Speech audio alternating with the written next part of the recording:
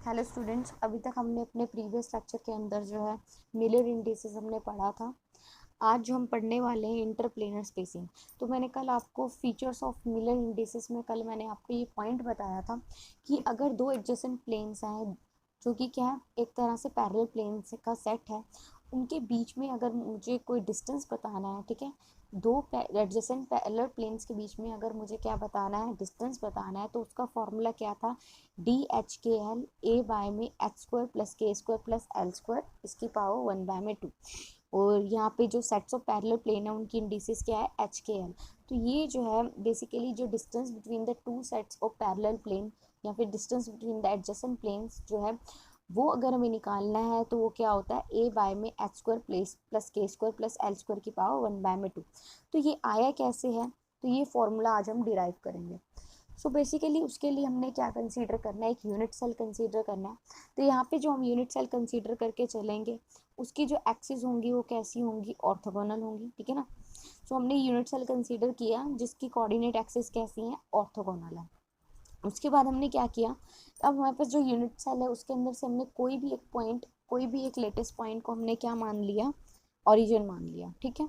उसके बाद उसी लेटेस्ट पॉइंट से हमने क्या ड्रॉ करे, कर कोऑर्डिनेट एक्सिस ड्रॉ करें, ठीक है। तो हमने क्या किया, बेसिकली हमारे पास यूनिट सेल थी, तो यूनिट सेल के अंदर जो है हमारे पास यूनिट सेल थी। तो यूनिट सेल के अंदर लेटेस्ट पॉइंट्स थे, तो उन लेटेस्ट पॉइंट में से हमने जो है क्या मान लिया, किसी भी एक लेटेस्ट पॉइंट को हमने क्या मान लिया, ओरिजिन मान लिया। और यहाँ से हमने क्या किया, कोऑर्डिनेट एक्सिस ड्रॉ करी। तो कोऑर्डिनेट एक्सिस ड्रॉ करेंगे हम 3 डायमेंशन की अगर हम बात करें, तो this is your X axis, this is your Y axis and this is your Z axis, ठीक है। तो हमने मान लिया कि एक प्लेन है that is passing through origin. एक हमने प्लेन क्या कंसीडर करके चला है, हमने एक प्लेन कंसीडर करके चला है जो कि कहाँ से पास हो रहा है, आपका ओरिजिन से पास हो रहा है। उसके बाद हमने एक और प्लेन हमने कंसीडर किया जिसकी मिलर इंडिसेस क्या है, एच के एल है। जिसकी मिलर इंडिसेस क्या है, एच के एल है। और वो जो प्लेन है, वो जो प्लेन है वो क्या कर रहा है, ये जो हमारे पास कोऑर्डिनेट एक्सिस है उसको ए बी सी पॉइंट पे कट कर रहा है। तो यहाँ से हमने कोई पॉइंट मान लिया ए बी, ये ए ले लो, ये बी ले लो, and this is your C point, ठीक है। तो हमने मान के चला कि ये जो है एक और प्लेन है जिसका मिलर इंडिसेस क्या है, एच के एल है। और वो क्या कर रहा है, आपका कोऑर्डिनेट एक्सिस को ए बी सी पॉइंट पे कट कर रहा है। अब हमें ए बी सी पॉइंट के हमें क्या चाहिए होंगे, कोऑर्डिनेट्स चाहिए होंगे। अगर इंटरसेप्ट हमें पता है कि अगर मुझे ये जो एक्स एक्सिस का इंटरसेप्ट क्या होगा, एक्सिस एक्सिस का इंटरसेप्ट क्या होगा, बेसिकली ए बाय में एच 0 0। अगर मुझे ए के कोऑर्डिनेट्स लिखने हो तो क्या होगा, ए बाय में एच 0 0। बी के कोऑर्डिनेट्स लिखने हो तो वो क्या होंगे आपके पास, 0 के है। तो यहाँ पे क्या हो जाएगा, बी बाय में के, और यहाँ पे क्या होंगे 0 0, दैट इज सी बाय में एल, ठीक है। तो अगर मुझे इंडिसेस पता है और मुझे क्या निकालने हैं, इंटरसेप्ट निकालने हैं, या फिर मुझे इंटरसेप्ट जो हमें पता है, इंटरसेप्ट क्या होंगे, ए बाय में एच, बी को कहाँ काटेगा, बी बाय में के, और सी को कहाँ काटेगा, सी बाय एल। और कोऑर्डिनेट्स भी इनके लिखे जा सकते हैं, ठीक है। तो इनके कॉरस्पॉन्डिंग कोऑर्डिनेट्स हमने लिख लिए। तो हमें क्या करना है, बेसिकली हमने जो है ओरिजिन से जो पास हो रहा है प्लेन, और ये जो प्लेन जिसकी इंडिसेस क्या है, एच के एल है, इनके बीच में मुझे क्या निकालना है, परपेंडिकुलर डिस्टेंस निकालना है। इनके बीच में मुझे क्या निकालना है, डिस्टेंस निकालना है। तो जब हम डिस्टेंस निकालेंगे तो वो हमारा क्या कहलाएगा, इंटरप्लेनर स्पेसिंग। तो अभी तक हमने क्या किया, एक यूनिट सेल कंसीडर किया और उसके अंदर हमने किसी भी पॉइंट को ओरिजिन मान लिया, और हमने जो एक्सिस हमने कंसीडर किया एक्स वाई एंड जेड, और इसकी जो डायरेक्शन हमने ली है, इनकी जो डायरेक्शन हमने कंसीडर किया है that is minus A vector minus B vector and minus C vector, ठीक है। उसके बाद हमने एक प्लेन माना जो कि क्या है, ओरिजिन से पास कर रहा है, ठीक है। और एक और हमने प्लेन माना है जिसका Miller indices H K L है, और वो क्या कर रहा है, reference with reference to this plane passing from origin, ठीक है। तो रेफरेंस प्लेन हमारा ओरिजिन प्लेन है, और उसके कॉरस्पॉन्डिंग हमने एक और प्लेन ड्रॉ किया है जो कि क्या है, जिसकी मिलर इंडिसेस क्या है, एच के एल है। अब हमें क्या निकालना है, परपेंडिकुलर डिस्टेंस निकालना है ओरिजिन वाले प्लेन के और जो दूसरा प्लेन है जिसकी Miller indices H K L. अब मैंने आपको बता दिया ये जो प्लेन है वो क्या करेगा, एक्स वाई जेड एक्सिस को, इंटरसेप्ट को कहाँ पे उसका इंटरसेप्ट क्या होंगे, एक्स एक्सिस के along, that is A by में एच, बी के बी बाय में के, ऐसे सी के सी बाय में एल।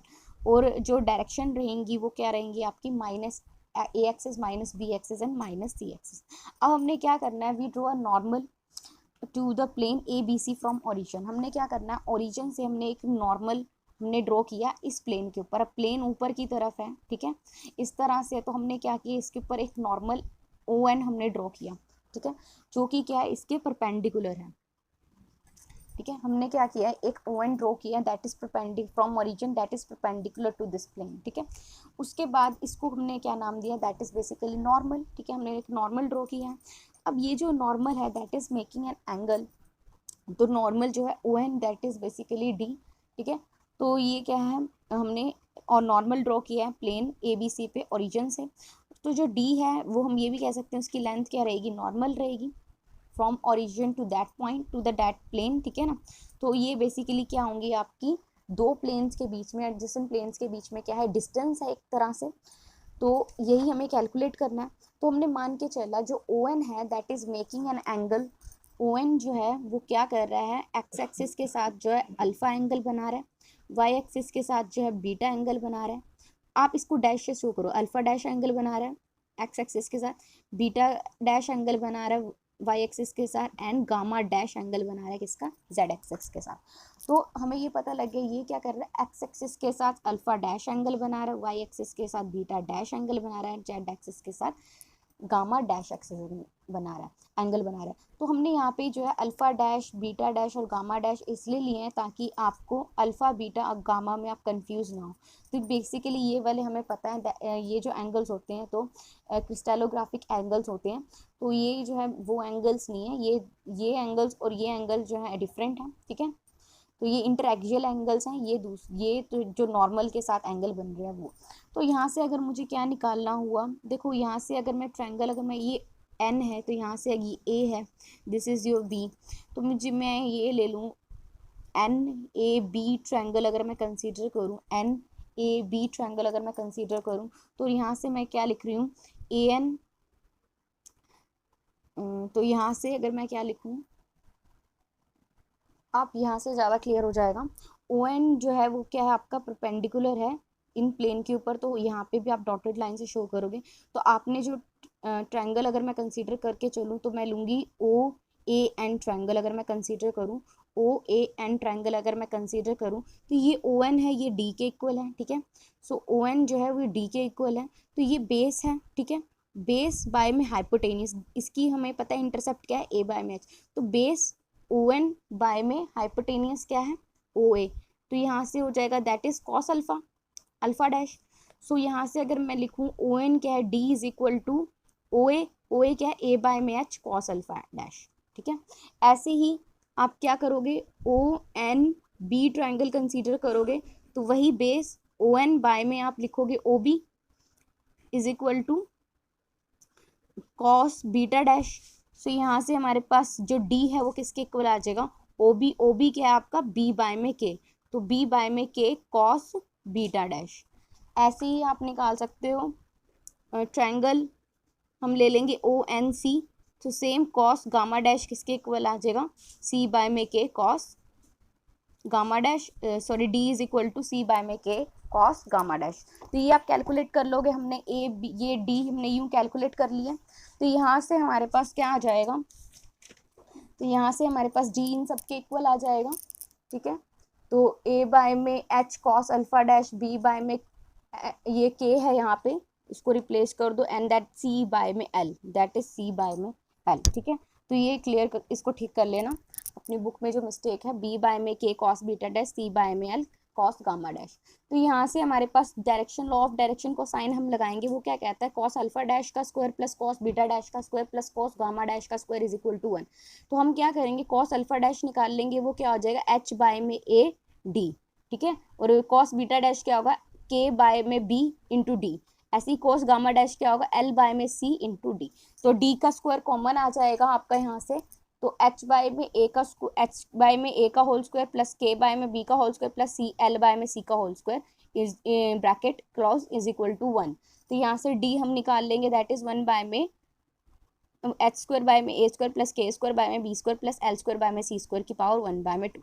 अब देखो यहाँ पे हमारे पास क्या है, अगर अब यहाँ पे इम्पोर्टेंट चीज़ क्या है कि ये जो रिलेशन हमारे पास आई है, ये क्या है, that is the distance between the two adjacent plane, one plane is passing from origin and other plane is having Miller indices HKL, ठीक है ना, इनके बीच का डिस्टेंस हमने निकाल लिया। अब डिपेंड करता है, अभी जो हमने लिए थी वो यूनिट सेल कैसी थी, ऑर्थो कोऑर्डिनेट एक्सिस हमने कंसीडर की थी, वो कैसी थी, ऑर्थोगोनल। तो यहाँ पे हम क्या करेंगे, ये जो रिलेशन हमारे पास आई है, ये जो भी आपके लेटिस हैं, चाहे वो क्यूबिक हो, चाहे ऑर्थोरोम्बिक हो, चाहे टेट्राहेड्रल सिस्टम, सभी के लिए ये एप्लीकेबल है, ठीक है। कैसे है, टेट्रागोनल के अंदर हमारे पास क्या होता है, दो साइड्स इक्वल होती हैं और थर्ड साइड इक्वल नहीं होती।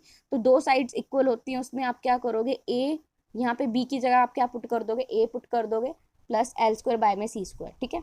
ऐसे ही क्यूबिक सिस्टम में क्या होता है, तीनों साइड्स इक्वल होती हैं, तो क्या हो जाएगा हमारे पास H² बाय में A² K² बाय में A² प्लस L² बाय में A², ए ऊपर चला गया, ठीक है। ऐसे ही हमारी स्पेसिंग अगर मुझे निकालनी हो इन प्लेन्स के बीच में, अगर आपको स्पेसिंग निकालनी है, अब HKL हमें गिवन है, तो HKL अगर हमें गिवन है तो आप क्या पुट करोगे, यही क्यूबिक सिस्टम के लिए अगर हम निकाल रहे हैं तो HKL की वैल्यू आप पुट कर दोगे यहाँ पे 1 0 0, ठीक है ना, ए आ जाएगा। ऐसी डिस्टेंस हमें निकालना है 1 1 1 के लिए, तो ये आ गया। इस तरह से आप ये कैलकुलेट कर लोगे। तो यहाँ से हमारे पास क्या है, ये जो रिजल्ट हमारे पास निकल के आया है, कौन सा, जो डिस्टेंस हमने कैलकुलेट किया है, ये सभी के लिए क्या है, एप्लीकेबल है, ठीक है। तो ये जो है ऑर्थोगोनल लेटिस के लिए भी एप्लीकेबल है, बट नॉन ऑर्थोगोनल लेटिस के लिए ये एप्लीकेबल नहीं है, ठीक है। ये इंपॉर्टेंट पॉइंट था। उसके बाद है कि हम यहाँ पे ये देख रहे हैं, जो प्लेन जिनका लो इंडेक्स नंबर है, हैव वाइड इंटरप्लेनर स्पेसिंग। तो यहाँ पे इंपॉर्टेंट क्या है कि ये जो प्लेन हमारे पास है, जिसका अगर इंडेक्स नंबर अगर छोटा है, छोटा इंडेक्स नंबर होगा, तो हमारे पास जो इंटरप्लेनर स्पेसिंग आएगी वो बहुत ज़्यादा आएगी as comparison to high index number, ठीक है। आप देख भी सकते हो, तो यहाँ पे इंडेक्स नंबर 1 0 0 है, ठीक है। तो यहाँ पे इंटरप्लेनर स्पेसिंग पूरी ए आ रही है, जैसे ही बढ़ रहा है वैसे ही क्या हो रही है, इंटरप्लेनर स्पेसिंग हमारी कम हो रही है, ठीक है। तो लो इंडेक्स नंबर का मतलब यहाँ पे ये भी होता है कि जो एटम्स है वो क्या है, बहुत ही ज़्यादा, जो है उनकी डेंसिटी बहुत ज़्यादा है as comparison to high index number, ठीक है। सो लो इंडेक्स नंबर जो है वो बहुत इंपॉर्टेंट रोल प्ले करता है किसी की फिजिकल एंड केमिकल प्रॉपर्टीज को डिटरमाइन करने के लिए, किसकी, सॉलिड की। क्योंकि मैंने आपको बता दिया लो नंबर का, इंडेक्स नंबर का मतलब क्या है कि उस पॉइंट पे, उस छोटे से एरिया में, यूनिट एरिया के अंदर जो है बहुत सारे एटम जो हैं क्या है, प्रेजेंट है। और बहुत सारे एटम्स प्रेजेंट होंगे तो क्या होगी, ये ज़्यादा स्ट्रॉन्ग होगा, ठीक है, टाइटली बॉन्डेड होगा।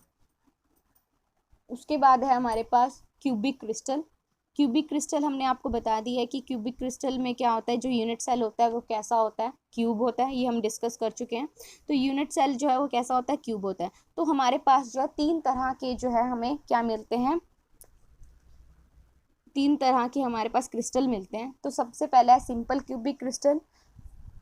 तो सिंपल क्यूबिक क्रिस्टल के अंदर क्या होता है, एटम्स कहाँ पे प्रेजेंट होंगे आपके, सिंपल क्यूबिक्स में एटम कहाँ पे प्रेजेंट होंगे, आपके कॉर्नर्स पे प्रेजेंट होंगे सिंपल क्यूबिक में, ठीक है।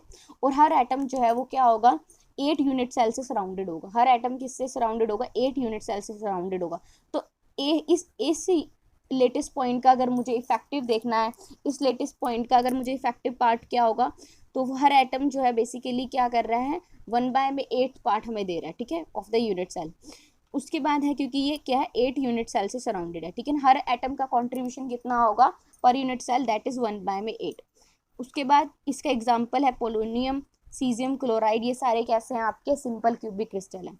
उसके बाद है फेस सेंटर क्यूबिक क्रिस्टल। इसमें क्या होंगे, एटम्स जो है कॉर्नर पे तो प्रेजेंट होंगे और हर जो है फेस पे ही प्रेजेंट होंगे, ठीक है, यहाँ पे यहाँ पे यहाँ पे यहाँ पे, अपर फेस के लिए और जो इसके अपोजिट फेस है उसके लिए। तो हर एटम जो है कहाँ पे प्रेजेंट होंगे, आपके फेसिस पे भी प्रेजेंट होंगे, ठीक है। जो स्टैकिंग होती है वो ABC टाइप की होगी। उसके बाद है ये जो स्ट्रक्चर होता है वो क्लोजली पैक्ड होता है, क्योंकि हर एटम जो है बेसिकली क्या है, 12 एटम्स के कॉन्टैक्ट में होता है। और इसका स्ट्रक्चर अगर मैं बताऊं तो कौन से होंगे, कॉपर, एल्यूमिनियम, गोल्ड, ये सबके इसके एग्जाम्पल्स हैं। बॉडी सेंटर के अंदर क्या होता है, एटम जो है कॉर्नर पे तो प्रेजेंट होगा, उसके साथ साथ कहाँ पे प्रेजेंट होता है, बॉडी के सेंटर पे प्रेजेंट होता है, ठीक है। कॉर्नर्स पे तो एटम्स प्रेजेंट होंगे ही होंगे आपके, प्लस बॉडी के सेंटर पे प्रेजेंट होंगे। तो इसका एग्जांपल है सोडियम, टंगस्टन, पोटेशियम, मोलिब्डियम। तो ये सब किसके क्या है, एग्जांपल्स हैं। अब हमारे पास क्या है, करैक्टरिस्टिक्स हमें फाइंड आउट करनी है, ठीक है। करैक्टरिस्टिक्स ऑफ यूनिट सेल, तो ये बना भी रखी है, आप ड्रॉ कर सकते हो ये। तो करैक्टरिस्टिक्स ऑफ यूनिट सेल हमारे पास क्या है, अब हमें ये समझना है कि जो यूनिट सेल है वो कैसी है, ठीक है ना। तो यूनिट सेल बेसिकली किससे मिलके बनी है, एटम से मिलके बनी है। जो सॉलिड है वो किससे मिलके बना होता है, एटम से मिलके बना होता है। एटम क्या है, हार्ड स्फीयर है, इसको हम डिफॉर्म नहीं कर सकते, इसको हम इजीली क्या कर सकते, इसकी शेप को चेंज नहीं कर सकते, ठीक है। एटम जो है वो लेटेस्ट पॉइंट्स पे बैठेंगे, ऑफ कोर्स हमें पता है जहाँ पे लेटेस्ट पॉइंट्स होंगे वहाँ पे क्या प्रेजेंट होते हैं, आपके एटम प्रेजेंट होते हैं, तभी हमें क्या मिलता है, क्रिस्टल मिलता है, ठीक है। उसके बाद है जो एटम सॉलिड है, उस जो साइज होगा एटम का सबका क्या होगा, इक्वल होगा। तो ये सब अजम्पशंस लेने के बाद हमारे पास कुछ करैक्टरिस्टिक्स निकल के आती हैं यूनिट सेल की, ठीक है। तो सबसे पहले यूनिट सेल की करैक्टरिस्टिक क्या है, जो हमारा यूनिट सेल आया है, यानी कि जो भी हमारा क्यूबिक यूनिट सेल है उसका वॉल्यूम क्या होगा। तो वॉल्यूम आपको पता है कि हमें क्यूब में ए बी सी जो है, यानी कि इंटर प्रिमिटिव ट्रांसलेशन वेक्टर की लेंथ जो है वो क्या होती है, सेम होती है। तो वॉल्यूम क्या आ जाएगा, that is A dot B dot C, that is basically A cube, ठीक है। उसके बाद है number of atom per unit cell, अगर मुझे कैलकुलेट करने हैं तो वो भी कैसे कैलकुलेट करोगे, हमें पता है कि जो एटम है वो कहाँ पे प्रेजेंट है, आपके कॉर्नर्स पे प्रेजेंट है। और एटम अगर कॉर्नर्स पे प्रेजेंट है तो हर एक का कंट्रीब्यूशन क्या होगा, 1/8 होगा। सिमिलरली एटम्स अगर फेस पे प्रेजेंट है तो आपको पता होना चाहिए जो फेस वाला होता है ना वो क्या करता है, जो फेस वाला यहाँ पे अगर मान लो प्रेजेंट है तो ये एक इस यूनिट सेल से कंबाइन होगा और एक यहाँ पे जो यूनिट सेल होगी उससे शेयर्ड होगा। तो इसका कंट्रीब्यूशन क्या हो जाएगा, फेस का 1/2 हो जाएगा, ठीक है। बॉडी के सेंटर वाला जो है उसका कंट्रीब्यूशन जो है वो कंप्लीट होता है, ठीक है, 1 ही होता है उसका। सो मान लिया नंबर ऑफ एटम जो है कॉर्नर पे जो प्रेजेंट है उसका जो नंबर है दैट इज NC। जो एटम्स जो है फेस पे प्रेजेंट है उसको हमने रिप्रेजेंट करा NF से। और जो NI जो है वो जो एटम्स जो कहाँ पे प्रेजेंट है, आपके बॉडी पे प्रेजेंट है, ठीक है। तो number of atom per unit cell अगर मुझे फाइंड आउट करना है तो वो कैसे निकालूंगी, कि हमें पता है हर पर यूनिट सेल के अंदर जो है NC का कंट्रीब्यूशन क्या होगा, एक एक पॉइंट का कंट्रीब्यूशन क्या होगा, 1/8। ऐसे ही जो फेस है वो क्या है, हर एटम जो है 2 से शेड होगा, ठीक है ना, 2 यूनिट सेल से, तो इसका कंट्रीब्यूशन क्या होगा, 1/2। ऐसी NI दैट इज वो कंप्लीटली जो है पूरी यूनिट सेल से क्या करेगा, शेयर होगा, तो इस करके इसका कंट्रीब्यूशन क्या होगा, NI। तो सिंपल क्यूबिक के लिए हमें पता है कि फेस पे कुछ नहीं प्रेजेंट होता, बॉडी पे कुछ नहीं प्रेजेंट होता। सो एन अगर हम कैलकुलेट करें तो NC कितना होगा, 8। तो यहाँ पे टोटल नंबर ऑफ एटम्स जो है कॉर्नर पे कितने होते हैं, 8 होते हैं। 8/8 क्या आ जाएगा, N आ गया आपका 1, यानी कि number of atom per unit cell हमें कितने निकल के आई, 1, ठीक है। उसके बाद है FCC के लिए NC 8 होगा, NF 6 होंगे और NI 0 होगा। तो यहाँ से number of atom per unit cell कितने निकल के आई, 4। ऐसी FCC में क्या हो जाएगा, BCC में क्या हो जाएगा, NC 8 NI 1, ठीक है ना। तो कितना कंट्रीब्यूशन आ गया, 2। तो number of atom per unit cell जो है BCC के कितने होते हैं, 2 होते हैं। तो ये जो है बहुत इंपॉर्टेंट था। उसके बाद है कोऑर्डिनेट नंबर। अब कोऑर्डिनेट नंबर जो है बेसिकली क्या होता है कि हर एटम जो है वो एक पर्टिकुलर, या फिर आप कह लो हर एटम जो है कितने एटम से सराउंडेड है, हर एटम जो है वो कितने नेबरिंग एटम से सराउंडेड है, तो वो क्या कहलाता है, इसका कोऑर्डिनेट नंबर कहलाता है। मान लो ये एटम जो है वो 4 नियरेस्ट नेबर के साथ सराउंडेड है या 5 के, तो इसका कोऑर्डिनेट नंबर क्या होगा, 5 होगा। सो कितने नियरेस्ट नेबर जो है एक पर्टिकुलर एटम को क्या करे हुए हैं, घेरे हुए हैं, वो आपका क्या कहलाता है, कोऑर्डिनेट नंबर कहलाता है। तो SC के लिए अगर हम बात करें, सिंपल क्यूबिक की बात करें तो 6 आते हैं। FCC की कितने होते हैं, 12। और BCC के कितने होंगे आपके, 8। ये आपको याद रखना है, ठीक है। उसके बाद है एटॉमिक रेडियस। अब हमारी नेक्स्ट कैरेक्टरिस्टिक्स क्या है, हमें क्या फाइंड आउट करना है, जो एटम है उनका क्या है, रेडियस है। एज एटम जो है वो क्या है, सभी का साइज इक्वल है और वो क्या कर रहे हैं, एक दूसरे को मतलब टच किए हुए हैं। सो जो एटॉमिक रेडियस होगा बेसिकली 2 नियरेस्ट नेबर्स का क्या होगा, डिस्टेंस होगा। 2 नियरेस्ट नेबर का क्या होगा, डिस्टेंस होगा। उनके सेंटर का डिस्टेंस हमें क्या दे देगा, रेडियस दे देगा, ठीक है। सो एटॉमिक रेडियस बेसिकली क्या है, 2 डिस्टेंस जो हमारे पास क्या प्रेजेंट है, नियरिंग नेबर्स है, उनका जो है डिस्टेंस है। तो सिंपल क्यूबिक के अंदर जो center of atom lie on the unit cell, देखो सिंपल क्यूबिक में क्या होता है, एटम्स कहाँ पे प्रेजेंट है, आपके कॉर्नर पे प्रेजेंट है, ठीक है। तो मान लो उनका रेडियस R है। सो लेटेस्ट पैरामीटर A है अगर, तो इन दैट केस हमारे पास क्या आ जाएगा, जो लेटेस्ट पैरामीटर अगर A है तो हमारे पास क्या आ जाएगा, A is equal to 2r, ठीक है ना। ये लेटेस्ट पैरामीटर अगर a है, ये स्मॉल आर ये स्मॉल आर, तो दोनों कितना हो जाएगा, a is equal to 2r, ठीक है। बॉडी के सेंटर पे क्या हो जाता है आपके पास कि एटम कहाँ प्रेजेंट होता है, बॉडी के सेंटर पे प्रेजेंट होता है। तो ये इतना एटम का रेडियस r, ये पूरे का 2 और ये का r, ठीक है। तो यहाँ से अगर मुझे कैलकुलेट करना है, मुझे बेसिकली ये कैलकुलेट करना है आपका।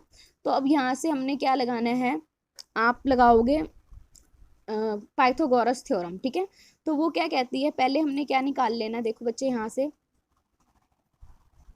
अगर मैं सिंपल की बात करूँ, मैं अगर मान लूँ इसको O ले लूँ, इसको मैं A ले लूँ और इसको मैं B ले लूँ, ठीक है। इन दैट केस पहले मुझे OA निकालना है। इस पूरे की लेंथ A है, इस पूरे यूनिट सेल की लेंथ क्या है, A है। तो यहाँ पे OA अगर मुझे कैलकुलेट करना है तो OA क्या होगा, OA इज बेसिकली OB का स्क्वायर प्लस OA का स्क्वायर। तो हमारे पास क्या आ जाएगा, OA कितना आ जाएगा आपका, √2a आ जाएगा, क्योंकि ये परपेंडिकुलर है ना। आपको पता है ये यूनिट सेल कैसी है, क्यूबिक है। तो हमारे पास ट्रायंगल OAB में अगर मैं बात करूं तो OA का square is equal to OB का स्क्वायर प्लस AB का स्क्वायर, ठीक है। तो OA का OB का स्क्वायर इज इक्वल टू यानी कि A square plus A square, तो क्या आ गया 2A स्क्वायर, और OA कितना आ जाएगा आपका √2a। पहले आपने यहाँ तक कैलकुलेट करना है, ठीक है। उसके बाद हम ट्रायंगल कंसीडर करेंगे OAB, OAC ले लो ये ट्रायंगल से। अब वही सेम ये परपेंडिकुलर है, तो क्या हो जाएगा, बेस का स्क्वायर प्लस परपेंडिकुलर का square is equal to hypotenuse का स्क्वायर। तो हाइपोटेनियस क्या होगा, R plus 2r plus R, 4r का whole square is equal to √2a का स्क्वायर प्लस a का स्क्वायर। तो यहाँ से हमारे पास क्या आ जाएगा, r क्या निकल के आ जाएगा, √3a पाई में 4, ठीक है। तो यहाँ पे हमारे पास r और लेटेस्ट पैरामीटर और रेडियस के बीच में जो रिलेशन निकल के आई है वो क्या आई है, √3a बाय में 4। ऐसे ही FCC के लिए अगर मुझे कैलकुलेट करना हुआ, FCC में क्या होता है, यहाँ पे एटम प्रेजेंट होगा, ठीक है ना, फेस पे प्रेजेंट होगा एटम। तो यहाँ पे एक एटम प्रेजेंट होगा, इन दैट केस हमारे पास क्या हो जाएगा, तो हम क्या लेंगे, यही 4r का स्क्वायर प्लस a का स्क्वायर प्लस a का स्क्वायर। तो यहाँ से हमारे पास r कितना निकल के आ जाएगा, एटम जो है वो diagonal are in contact along the diagonal faces of the faces. तो यहाँ पे देखो बच्चे, जो यहाँ पे जो डायगोनली जो है यहाँ पे एटम प्रेजेंट होगा ना, वो और ये जो फेस पे जो एटम प्रेजेंट होगा, ये दोनों क्या होंगे, एक दूसरे के टच में होंगे। तो डायगोनली एटम और ये जो फेस पे जो प्रेजेंट है वो, ठीक है। तो यहाँ से यानी कि यहाँ पे जो डायगोनल पे जो एटम प्रेजेंट होगा, ठीक है। तो इन दैट केस 4r का square is equal to a square plus a square. तो यहाँ से r हमारे पास क्या निकल के आ जाएगा, a बाय में 2√2, ठीक है। तो ये रिलेशन भी आपको क्या करनी है, याद रखनी है। पांचवा पॉइंट क्या है, एटॉमिक पैकिंग फ्रैक्शन, ठीक है। अब हमें ये पता लग गया कि एटम्स का रेडियस हमने कैलकुलेट कर लिया तीनों लेटेसिस के लिए, number of atoms per unit cell हमने कैलकुलेट कर लिया। अब हम निकालेंगे ये एटम्स जो है कितने टाइटली पैक्ड हैं, ठीक है, इनका पैकिंग फ्रैक्शन क्या है, ठीक है। सो बेसिकली पैकिंग फ्रैक्शन को अगर मुझे डिफाइन करना है, यानी कि पैकिंग फ्रैक्शन आप ये भी बोल सकते हो इनकी रिलेटिव डेंसिटी कितनी है, कितने स्ट्रॉन्ग है ये। तो वो क्या होगा, जितना volume of atom occupied by volume occupied by atom in the unit cell divided by volume of unit cell, यानी कि जितना एटम्स ने वॉल्यूम ऑक्यूपाई किया है डिवाइडेड बाय जो टोटल वॉल्यूम है, अगर यूनिट सेल का मुझे पता लग जाए तो मैं निकाल लूंगी पैकिंग फ्रैक्शन, ठीक है। सो बेसिकली मान लो n जो है number of atom per unit cell है और r जो है रेडियस ऑफ एटम है। तो वॉल्यूम जो है n एटम्स ने जो वॉल्यूम ऑक्यूपाई किया है वो क्या हो जाएगा, n into volume of sphere. Volume of जो हमारे पास क्या है एटम्स, और वो एटम्स जो है वो स्फेरिकल है, तो स्फीयर का वॉल्यूम क्या होता है 4/3 पाई r क्यूब। तो यहाँ से वॉल्यूम जो यूनिट सेल का है, यूनिट सेल का वॉल्यूम क्या है, क्यूबिक यूनिट सेल है, तो A B C जो है वो तीनों के यहाँ इक्वल हैं, तो वॉल्यूम क्या हो जाएगा A क्यूब। तो यहाँ से हमारे बाय डेफिनेशन हमारे पास क्या निकल के आ गया, 4 पाई r क्यूब n बाय में 3a क्यूब, ठीक है। तो यहाँ से अगर हम क्या पुट करेंगे, n हमारे पास सिंपल क्यूबिक के लिए हमने n कैलकुलेट किया था, वो हमारा 1 निकल के आया था। और हमें पता है सिंपल क्यूबिक का जो रेडियस है उसकी रिलेशन क्या निकल के आई थी, जो रेडियस हमारे पास निकल के आया था that is basically atomic radius basically क्या है, हाफ है प्रिमिटिव का, ठीक है। क्योंकि a is equal to 2r निकल के आया था, तो r क्या आ जाएगा a बाय में 2, ठीक है। तो यहाँ पे जब हम सब्सटीट्यूट करेंगे तो हमारी पैकिंग फ्रैक्शन निकल के आती है 52%। तो यहाँ पे तुम देख रहे हो 0.5% यानी कि आधा है, यानी कि जो एटम जो है वो क्या है लूजली पैक्ड है इसके अंदर, ठीक है। सो यहाँ पे ओनली पोलोनियम जो है किसी सर्टेन टेम्परेचर के अंदर जो है वो क्या करता है, इज नॉन टू एग्जिबिट, यानी कि पोलोनियम जो है किसी टेम्परेचर पे आके जो है क्यूबिक स्ट्रक्चर जो है मतलब एग्जिस्ट करता है उसमें, ठीक है। उसके बाद पोटेशियम क्लोराइड, इसमें क्या होते हैं, एटम्स जो हैं अल्टरनेटिवली प्रेजेंट होते हैं, ठीक है, यानी कि एक पॉइंट पे Na प्रेजेंट होगा पोटेशियम, एक पॉइंट पे क्लोरीन, ठीक है ना, अल्टरनेट प्रेजेंट होंगे। उसके बाद है हमारे पास face centered cubic. Face centered cubic के अंदर जो हमें पता है number of atom per unit cell हमने कितनी निकाली थी, 4 निकाली थी। ये अब आपको लर्न हो जाना चाहिए यहाँ से, ठीक है। तो 4 निकाली थी। ऑफ कोर्स पैकिंग फ्रैक्शन क्या हो जाएगी, ये तो सारा वही रहेगा, n इंटू 4/3 πr³ पर n यहाँ पे क्या हो जाएगा, 4 हो जाएगा। और r का रिलेशन क्या था, √3a सॉरी इसके लिए a/2√2 या √2/4 जब हम ये निकालेंगे तो हमारे पास 74% पैकिंग फ्रैक्शन आ जाएगी। तो हम यहाँ पे ये बोल सकते हैं कि ये जो है काफ़ी मतलब पैक्ड है टाइटली। और NiCu, Au, एल्यूमिनियम, ये सब क्या है, इसके एग्जाम्पल्स हैं। बॉडी सेंटर्ड के लिए सेम वही फॉर्मूला, R क्या हो जाएगा, √3a/4 हो जाएगा। उसके बाद हमारा N जो होगा वो क्या होगा, 2 होगा। ये सब्स्टिट्यूट करेंगे तो 68% आ जाएगा। सो बेरियम, कोर, क्रोमियम, सोडियम, आयरन, ये सब इसके क्या है, एग्जाम्पल है, ठीक है। तो यहाँ पे क्या क्या रखा है, अगर सीजियम का, अगर हम सीजियम क्लोराइड का स्ट्रक्चर हम देखेंगे, उसमें हम देखेंगे सीजियम जो है वो 8 कॉर्नर्स पे प्रेजेंट होगा और क्लोरीन क्या होगा, डेंसिटी ऑफ क्यूबिक क्रिस्टल। तो हमने मान के चला जो है, हम बेसिकली हम क्या कर रहे हैं, जो डेंसिटी है और जो लेटेस्ट कांस्टेंट है उनके बीच में हम रिलेशनशिप फाइंड आउट करेंगे, ठीक है। तो हमने मान लिया कोई भी मटेरियल है उसका जो मोलिकुलर वेट है वो क्या है, m है, ठीक है। कोई भी मटेरियल हमने मान के चले हैं, कोई भी क्रिस्टल हमने के मान के चला, उसका जो मोलिकुलर मास है वो क्या है, आपका कैपिटल M है। तो उसके बाद हमने क्या मान के चला, वो जो मास जो है कैपिटल M है, और उस क्रिस्टल के अंदर जो है n नंबर ऑफ क्या प्रेजेंट है, n जो है यानी कि एवोगैड्रो नंबर ऑफ आपके मॉलिक्यूल्स प्रेजेंट हैं, ठीक है ना। तो n जो है एवोगैड्रो नंबर जो है हमारे पास इतने क्या है उसके अंदर मॉलिक्यूल्स प्रेजेंट हैं, ठीक है। अब मान लो कि n number of atoms molecules जो है वो unit n number of molecules जो है पर यूनिट सेल है, एक यूनिट सेल के अंदर n नंबर ऑफ मॉलिक्यूल्स है। तो यहाँ से मास अगर मुझे n मॉलिक्यूल्स का कितना है, कैपिटल M है, और मास पर मॉलिक्यूल अगर मुझे निकालना है तो वो क्या होगा, m/n, ठीक है। तो मास पर मॉलिक्यूल अगर मुझे कैलकुलेट करना है तो वो क्या होगा, m/n। अगर n जो है वो क्या है आपके पास number of molecules per unit cell है, तो मुझे फाइंड आउट करना है मास ऑफ, यानी कि total mass of unit cell अगर मैं बात करूं, तो टोटल मास जो है यूनिट सेल का, टोटल मास यूनिट सेल का यानी कि n मॉलिक्यूल्स को मिला के भी क्या हो जाएगा, n m/n, ठीक है ना, n m/n, यानी कि मास पर मॉलिक्यूल को अगर मैं किससे मल्टीप्लाई कर दूं, number of molecules per unit cell के अंदर जितने प्रेजेंट है, तो वो हमें क्या मिल जाएगा, mass of n units cell का, ठीक है। तो mass of n molecules in unit cell, ठीक है, तो वो हमारे पास आ जाएगा। तो यहाँ से हमारे पास क्या आ जाएगा, बेसिकली ये जो n है इससे हमें क्या मिल जाएगा, मास, एक यूनिट सेल का प्रॉपर मास मिल जाएगा। हमें क्या फाइंड आउट करना है, डेंसिटी फाइंड आउट करनी है। आपको पता है बेसिकली डेंसिटी जो होती है वो क्या होती है, मास अपॉन में वॉल्यूम, यही हम पढ़ते आए अभी तक। तो डेंसिटी क्या होती है, बेसिकली मास अपॉन में आपका वॉल्यूम। सो आपको पता है जो मास, अगर मान के हमने जो निकाला है अभी मास, हमने क्या कैलकुलेट किया, mass of n molecules of unit cell. तो n मॉलिक्यूल्स का मास हमारे पास क्या निकल गया है, n into mass per unit पर n मॉलिक्यूल्स, ठीक है ना, मास पर मॉलिक्यूल से मल्टीप्लाई किया हमने। तो मास ऑफ n मॉलिक्यूल्स कितना निकल गया, n इंटू m/n। तो यहाँ से मुझे n इंटू m/n सब्सटीट्यूट कर दूँ, ठीक है। वॉल्यूम जो है हमारे पास क्या है, वॉल्यूम जो है यूनिट सेल का कितना है हमारे पास, a क्यूब है कि नहीं है। वॉल्यूम जो है यूनिट सेल का क्या होता है, क्यूब क्रिस्टल है तो वॉल्यूम क्या होगा, that is a into a यानी कि a क्यूब।